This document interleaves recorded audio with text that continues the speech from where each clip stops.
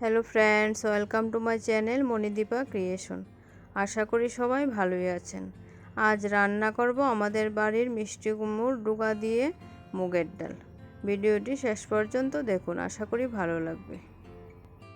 শুকনো কড়াইতে মুগের ডালটা প্রথমে ভেজে নেব। ভাজা হয়ে গেছে, এখন ডালটা ভালো করে ধুয়ে নেব। যারা আজ প্রথমবার আমার ভিডিওটি দেখছেন, আপনাদের কাছে যদি ভিডিওটি ভালো লেগে থাকে তাহলে আমার চ্যানেলটি সাবস্ক্রাইব করে দেবেন এবং পাশে থাকবেন। ডালটা ধুয়ে বসিয়ে দিলাম সিদ্ধ করার জন্য, আর দিয়ে দিলাম পরিমাণ মতো নুন। ডালটা সিদ্ধ করে নামিয়ে নিলাম। এবার দিয়ে দিলাম পরিমাণ মতো হলুদ। আজ মুগের ডালটা মিষ্টি কুমড়ো ডুগা দিয়ে রান্না করব, তাই মিষ্টি কুমড়োর ডুগাগুলি আগে থেকে কেটে ভালো করে ধুয়ে রেখে দিয়েছিলাম। এখন ডালের মধ্যে দিয়ে দিব ডুগাগুলো, আর দিয়ে দিলাম কাঁচা লঙ্কা। দিয়ে ডুগাগুলো একটু সিদ্ধ করে নেব।